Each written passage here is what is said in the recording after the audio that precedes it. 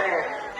चाहे भाई होकर जितनी आपके लिए सम्मानित है उससे ज्यादा हम लोगों के लिए सम्मानित है। आप अगर सम्मान करते हैं, हम भी करते हैं, पूरा देश करता है।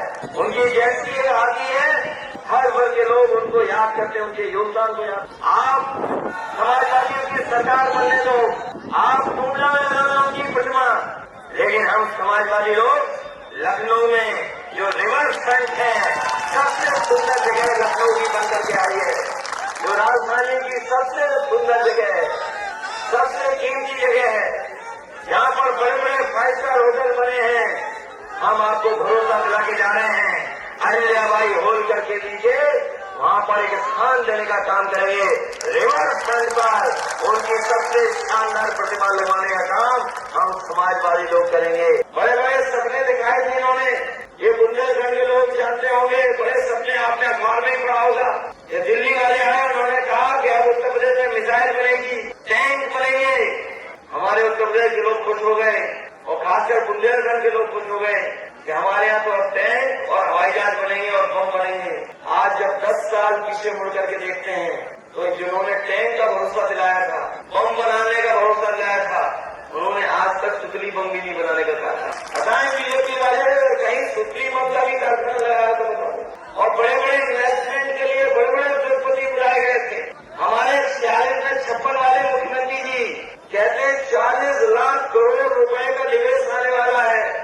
बताओ टूडला वालों, तुम्हारा कितना निवेश आया है? कोई बड़ा कारखाना लगाओ तो बता दो, आप कोई उद्योग लगाओ तो बताओ। और जो उद्योग कारखाने लगे थे उनकी भी सरकार मदद नहीं कर रही है, केवल अपने लोग ही मदद कर रही है, दूसरों की मदद नहीं कर रही है। बताओ हर घर घर नौजवान बेरोजगार बैठा है कि नहीं बैठा है? हर घर घर बेरोजगार है कि नहीं है? और ये सरकार कहती है कि हमने तो सबको नौकरी दे दी। बताओ नौकरी मिल गई कि नहीं मिल गई?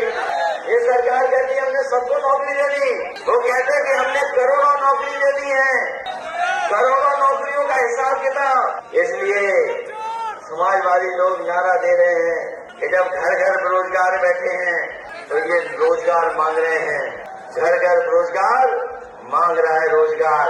ये समाजवादी लोगों ने इस नारे को देने का काम किया है, क्योंकि अगर हमारा आबादी में सबसे ज्यादा नौजवान बेरोजगार बैठ जाएगा तो आने वाले समय में हमारे समाज का, प्रदेश का और देश का भविष्य क्या होगा? ये चिंता का विषय है।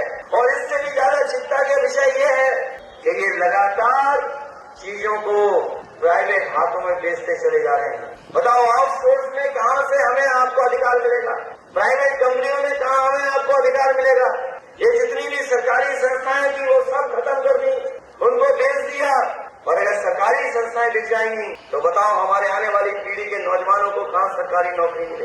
ये लोग जो सपना दिखा रहे हैं कि हमारी इतनी बड़ी अर्थव्यवस्था हो जाएगी, $1 ट्रिलियन इकोनॉमी हो जाएगी, ये अंग्रेजी में इसलिए बोलते हैं कि हमारे पाल बगैर धनगर समाज के लोग समझ ही न पाए। बताओ ये सरकार कहती है कि नहीं कहती $1 ट्रिलियन इकोनॉमी? बताओ ये $1 ट्रिलियन इकोनॉमी क्या होती है? कोई हमें बताओ $1 ट्रिलियन इकोनॉमी क्या होती है? हमारे ये मुख्यमंत्री 46 में 56 वाले सदन में कहते हैं कि हम $1 ट्रिलियन इकोनॉमी बना लेंगे।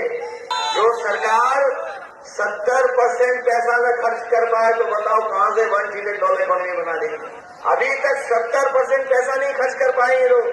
जो लोग कहते हैं सड़क में गड्ढे खत्म हो गए, अरे चले जाओ थोड़ा सा दाएं बाएं सड़क से हट करके बताओ सड़कों में गड्ढे हैं कि नहीं है? ये लोग कह रहे हैं सड़क में गड्ढे खत्म कर दिए।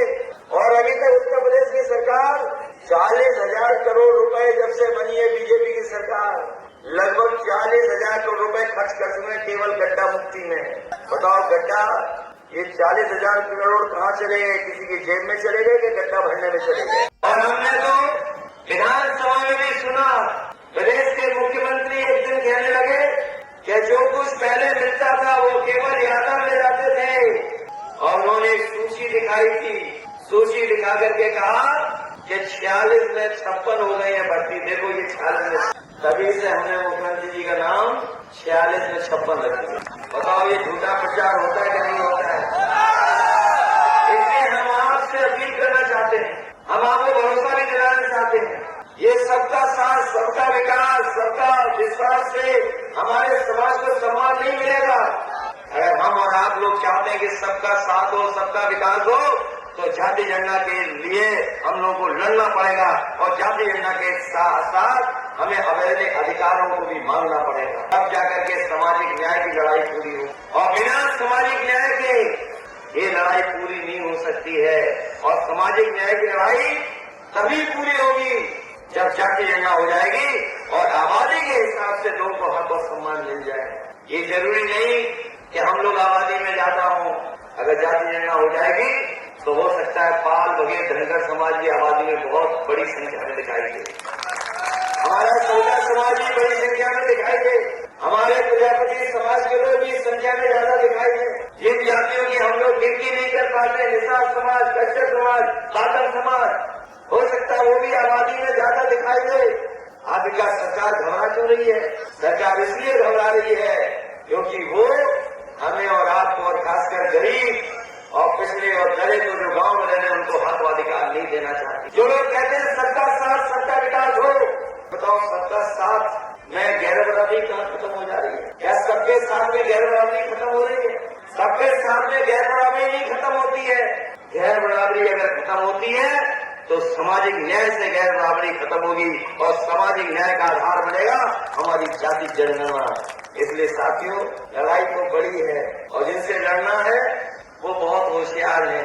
वो कभी भी अपने स्वार्थ को लेकर के कुछ भी नई चीज कर सकते हैं। मुझे याद है जाति जनगणना नहीं हुई, उसके कारण और कुछ थे, लेकिन इधर हम अपने पाल बघेल धनगर समाज के लोगों को कहना चाहते हैं सार्वजनिक की लड़ाई तो हम लोग लड़ेंगे आपके साथ, लेकिन इधर देश में, पूरे देश में जहाँ जहाँ मैं गया हूँ, जहाँ के नेताओं के हाथ में भाषण सुने होंगे, धीरे धीरे पूरे देश के लोग आज जाति जनगणना के पक्ष में आ रहे हैं। और जाति जनगणना के पक्ष में इसलिए आ रहे हैं क्योंकि जो मूल भावना थी मंडल कमीशन की, जो मूल भावना थी संविधान की, उस मूल भावना से खिलवाड़ करने का काम बीजेपी के लोगों ने किया है।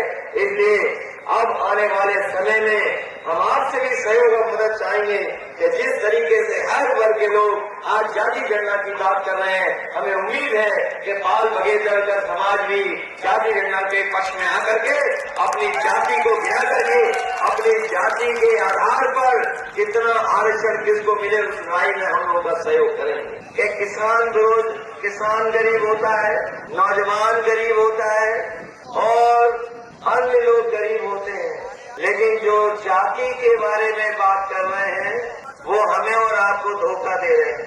मैं उन लोगों को कहना चाहता हूँ कि आज के दिन वो याद करें बाबा साहब भीमराव अम्बेडकर जी को भी, जिन्होंने दलित और अनुसूचित जनजाति को आरक्षण देकर के उन्हें सम्मान दिया है।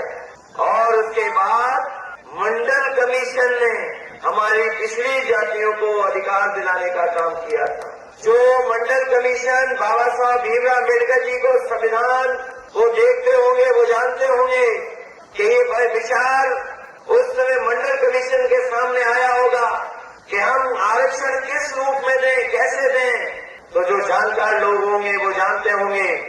बहुत कुछ जानकारी हासिल करने के बाद मंडल कमीशन ने यह फैसला लिया था कि जो भी आरक्षण दिया जाएगा आर्थिक और शिक्षा में वो जात के आधार पर होगा, क्योंकि हम जात के आधार पर ही गरीब हैं, हम जात के आधार पर ही पिछड़े हैं। तो जो लोग ये कहते हैं कि जाति की बात हम लोग कर रहे हैं, उन्हें याद रखना चाहिए कि अगर आरक्षण आज मिला है हमारे देश में तो वो जाति के हिसाब से मिला है, कोई और दूसरे तरीके से आरक्षण नहीं मिला है।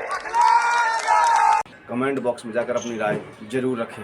आपसे निवेदन है, अभी तक हमारे चैनल को सब्सक्राइब ना किया हो तो नीचे जाकर चैनल को सब्सक्राइब करें, बेल आइकन को प्रेस करें, जिससे कि हमारी पढ़ने वाली प्रत्येक खबर का नया नोटिफिकेशन सबसे पहले आपको प्राप्त होगा। हम फिर मिलेंगे एक नई खबर के साथ, तब तक आप हमारे साथ जुड़े रहें। जय हिंद, जय भारत।